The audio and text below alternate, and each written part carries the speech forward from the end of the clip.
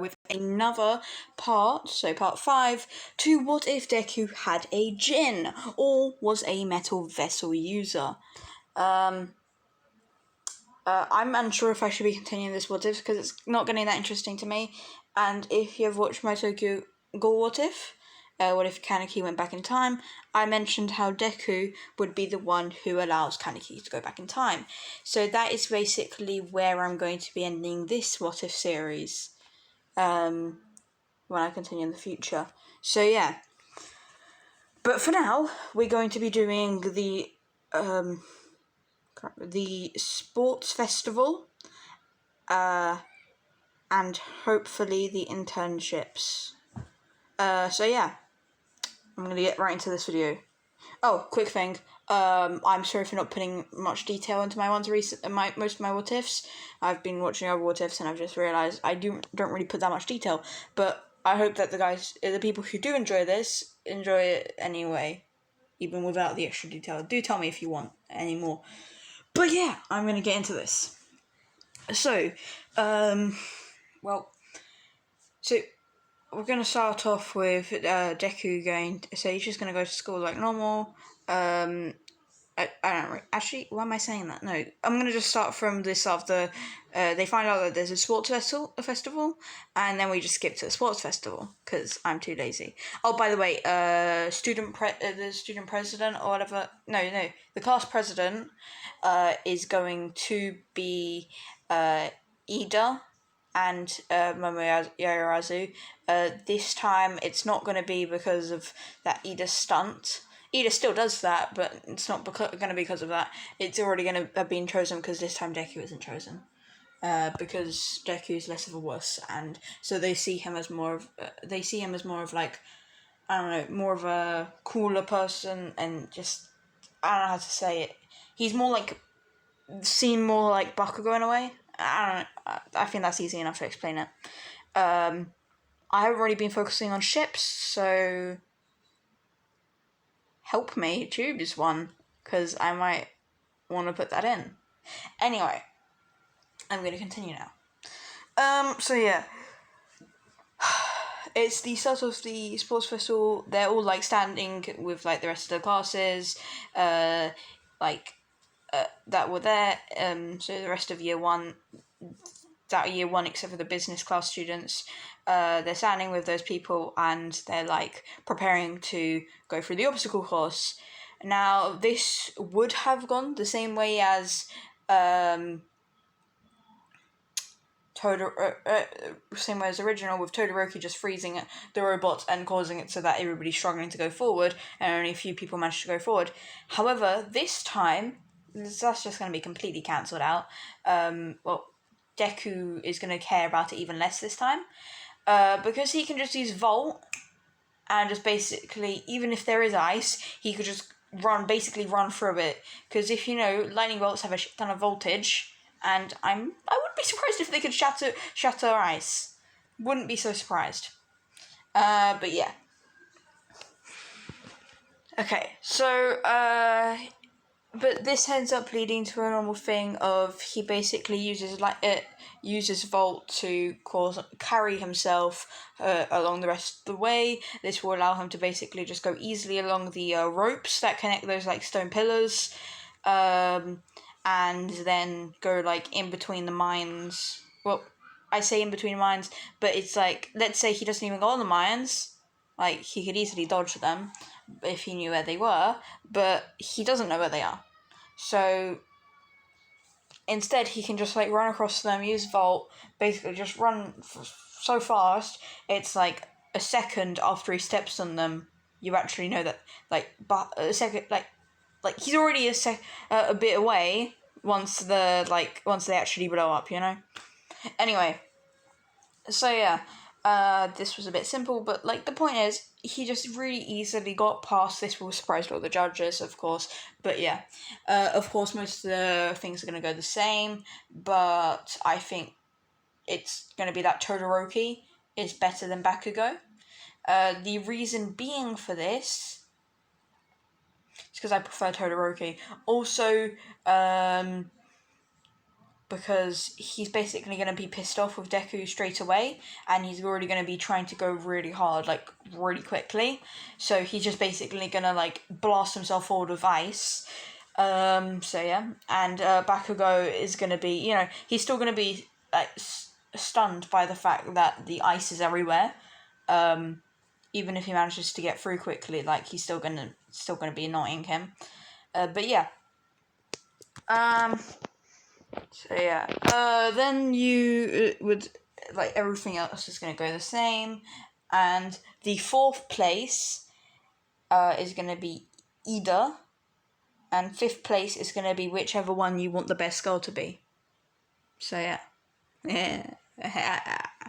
That's just hinting to, yeah, go in the fucking comments and write down the fuck you want the shipper to be. Anyway,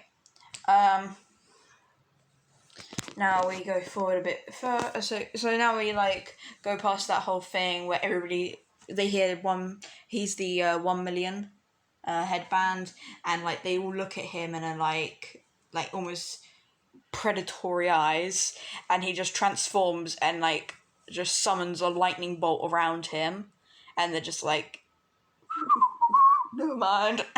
You know, casual cartoon stuff. But yeah, the point is they're scared. This allows him to be more safe, and it also means that it's not going to be that everybody's going to be like, oh, we don't want to go with you because you're going to be attacked.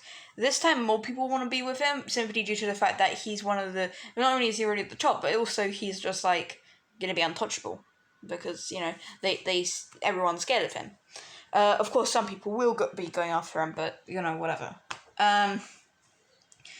This time I'm going to make the team Tokoyami, if I'm correct, that's what his name is, the crow guy with Dark Shadow. The reason for him is, of course, because he's like one of the best defense. He's basically got Stender, you know? JoJo jokes. It's a Joe joke. Anyway, so yeah, he basically would be using Dark Shadow.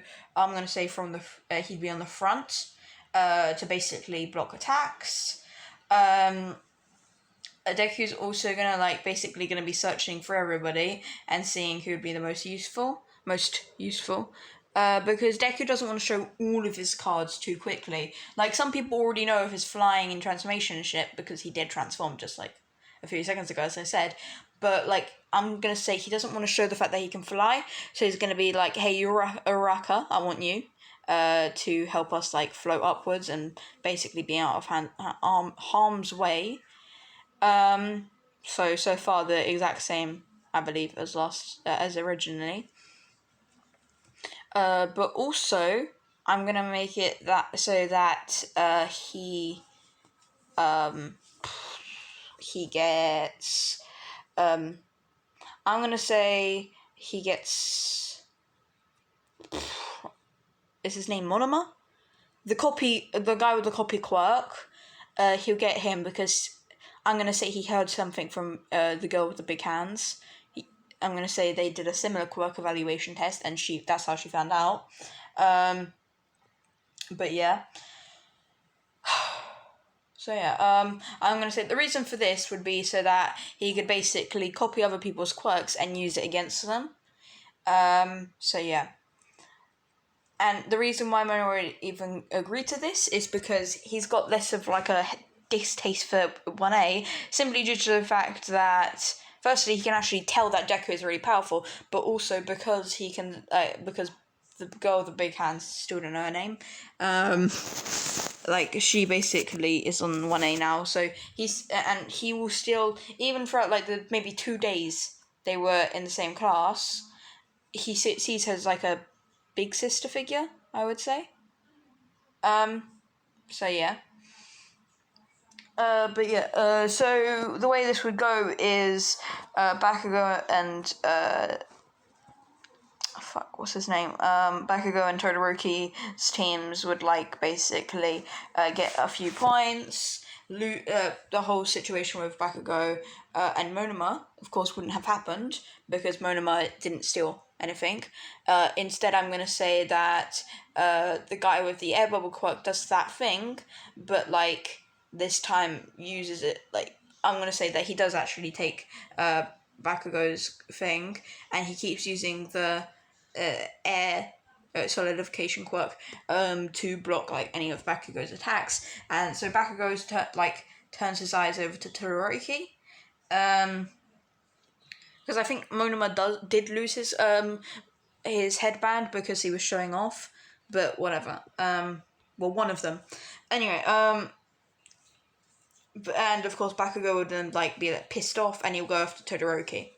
I'm gonna say that this time Bakugo doesn't basically Bakugo, whilst trying to take it, time will run out.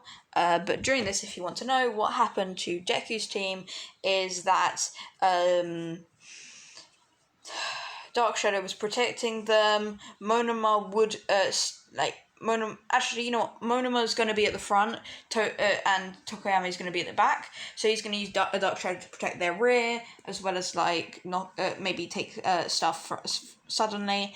And Monoma is going to be copying people's quirks and using it against them. So let's say he gets attacked by someone with Pikachu. I don't know what his name is.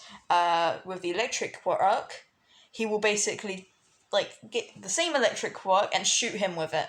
Of course, this would still give him debuffs, but let's say they're gonna last the same amount of time as he has the quirk. So with the electricity one, it would only last that 5-minute time that he has the quirk for. But yeah. This will cause 1B and 1A to be closer, simply due to the fact that they work together. So there's going to be less of a riot situation. Wait, was there? I think there was a riot situation. Let's say, yeah, I'm pretty sure there's a riot situation. That thing that happened, it won't be as bad this time. So yeah, then, oh shit, no, that was before this. So what am I talking about? Never mind, that doesn't change. Sorry. The point is, the situation is better between them, and there's less of Monoma screaming at 1A being like, hey, what's up, pissants?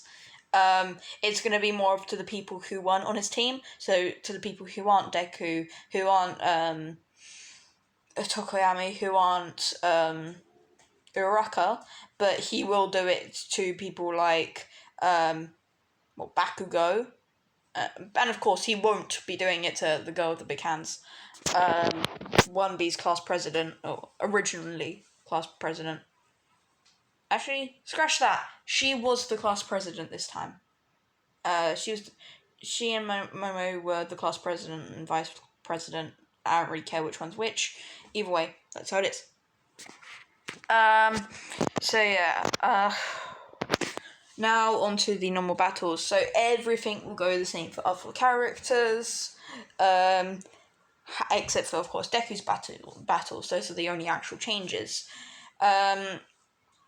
So Deku, when he goes against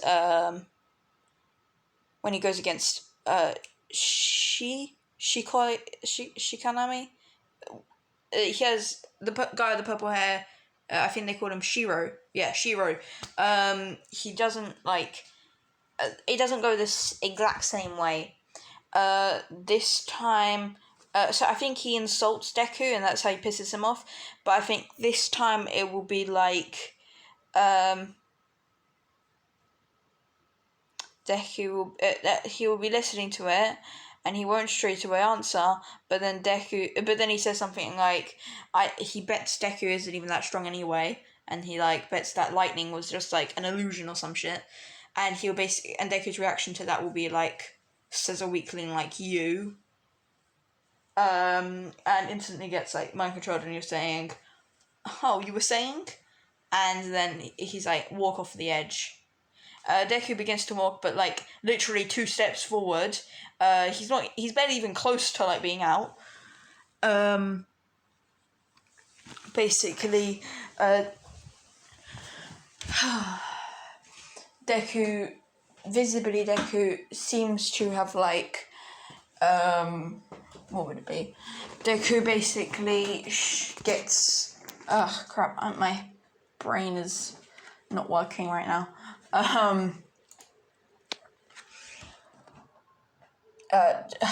Kage, so the djinn I told you about originally, that is Deku's djinn, will basically appear, like almost like as if it were an aura around Deku. So yeah.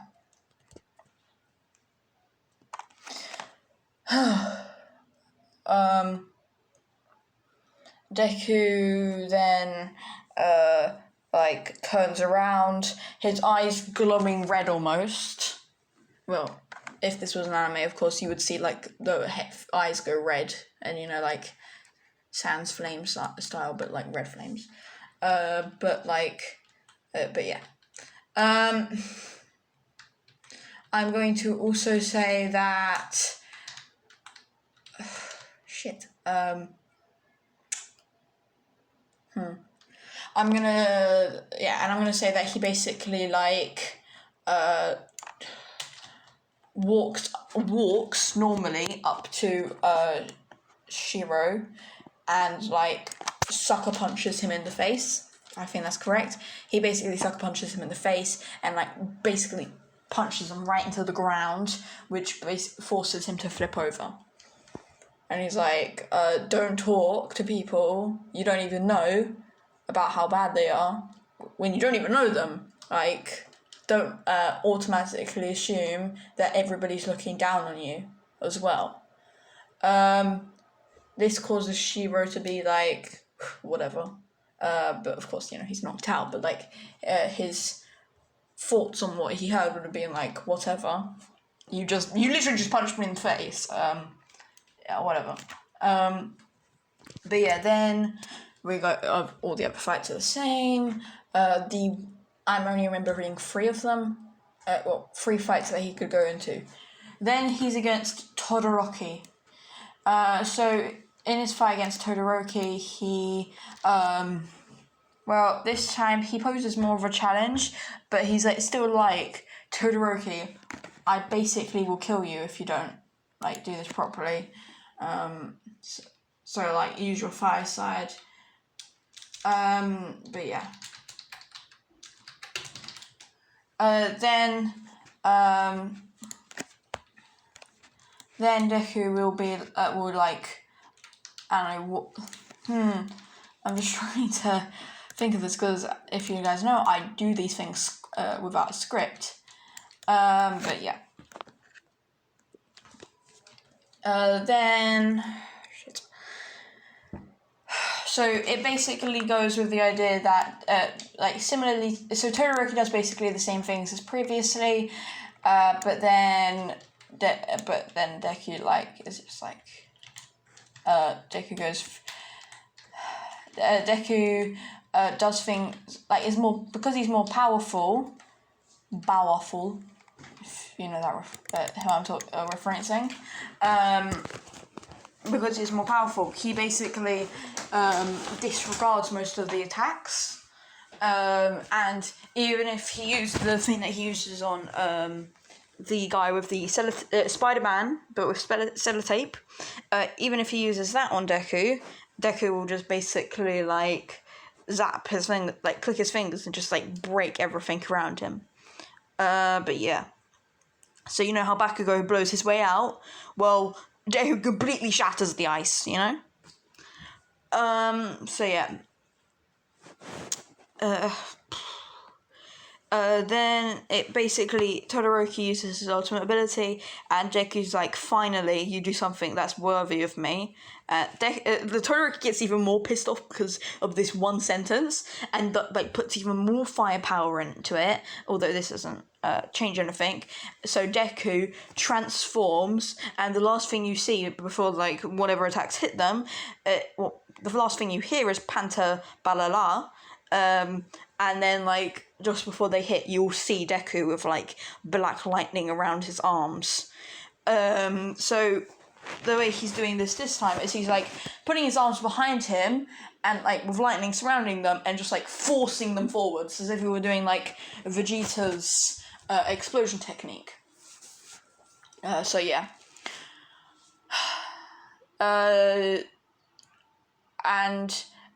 So yeah, this will cause Todoroki to go flying back into the wall, completely knocked out, and Deku, for moment, like as the smoke is disappearing, you'll see his hair kind of fluttering upwards and a red eye on his forehead.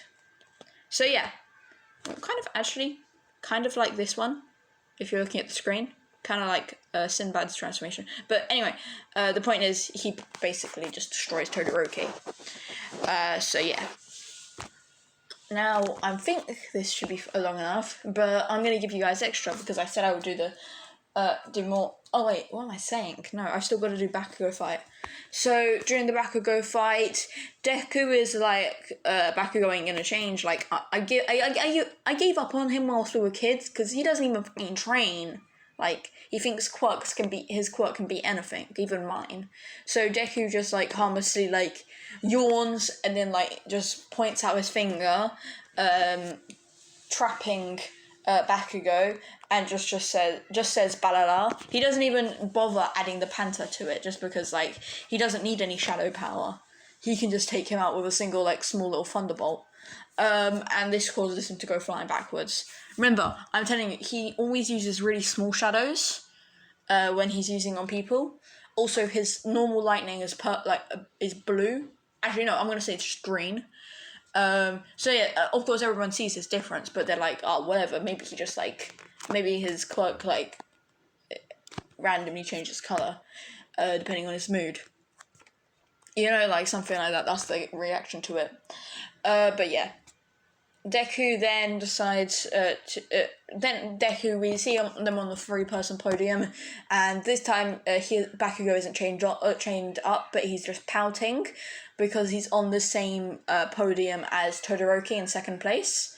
Deku's 1st place and 3rd place is Tokoyami. So yeah, I'm pretty sure I'm getting something wrong with Tokoyami. I'm pretty sure I'm talking about, like, those octopus balls. But yeah, anyway. So yeah, that's the end of the sports festival. So after this, in class,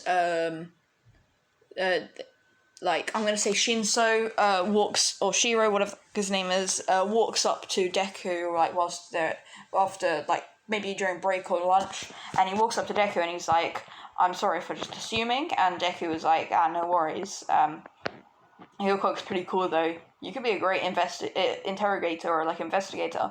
And Deku, of course, Shinso's surprised by this, like, what didn't I think about this previously? But yeah, because you got to think about it, children in this universe always think about, like, being a hero before, or villain before anything else. So yeah, that's why I didn't realise. But yeah.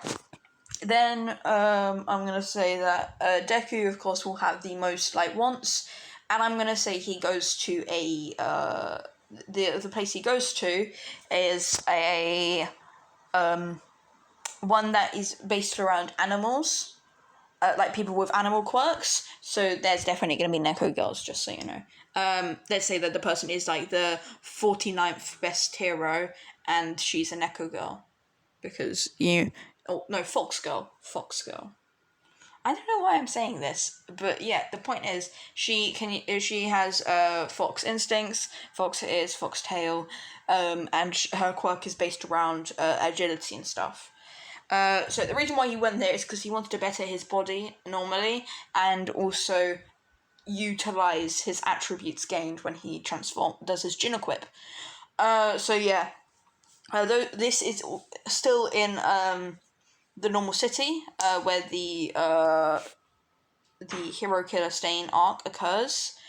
He still has a similar conversation with, like, Ida, where Ida's like, I want my mommy, you know, like, I want my brother, you know. But yeah. So what happens is, like, whilst Deku's, let's say he's going on, like, a route with, like, whatever person he's with, he basically, like, he hears something, like a sword piercing and stuff, but before that happens, Onomo appears. This will make him, like, almost too late, so basically so that he arrives at the same point as last time. And he basically, the person who he's touring with doesn't really know fully about Deku's quirk, because although he's seen, like, the thing, he still thinks, you know what, I'm already a hero, I'm probably more powerful. So he's like, I'll stay back, kid, I'll just do this. And Deku's just like, Deku's like already killed, like basically broken its brain. Because he remembers that he saw a Nomu at like the thing, and he's like, huh. And like he's just standing there like with like broken pieces of Nomu skull in his hand, and he's like, huh, this one's weaker than the one that was there. It really was high end. And he just throws it out of his hand. Like the guy is like really surprised by this. Like, holy shit! Like, how much has he learned from the 49th hero? I don't know if there's actually a 49th hero that's been mentioned, but I don't care. Deku then. So after this, Deku then goes to where he heard that noise, because remember he's been learning about animal stuff, so he's been doing stuff more instinctual and like heightened hearing and stuff like that. Let's say he was in like a basement for like ages, couldn't see a thing, or like had a blindfold, and he was like learning through that, and then he had a blindfold. The blindfold was off, but he was in the darkness. That's how you would train. But yeah. So this time Deku simply like almost like a, you know, ninja styles.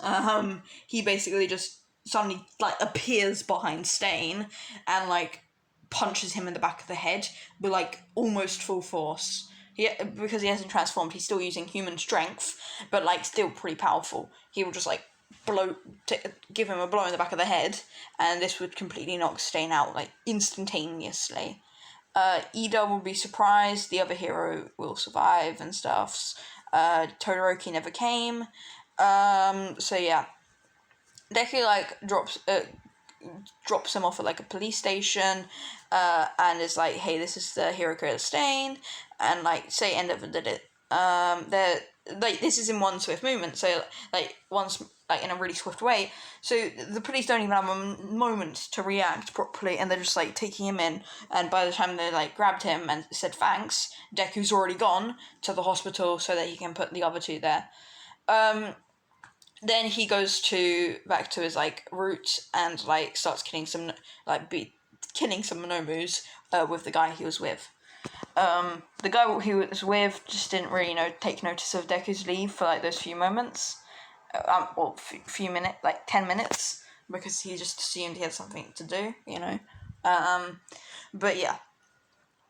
That basically ends that part. So, also, gotta say, Mirio went to Gran Torino for this part. I'm gonna say he was doing a small thing with Gran Torino just to take control of the quirk. Actually, what am I talking about? No, he would have been told by the guy who can see the future to go to Gran Torino and, to learn a bit about, how he should be training, because he knows that Gran Torino taught All Might. So, yeah. Mirio doesn't yet have the quirk, but this is the only reason for that is because Mirio isn't getting the quirk.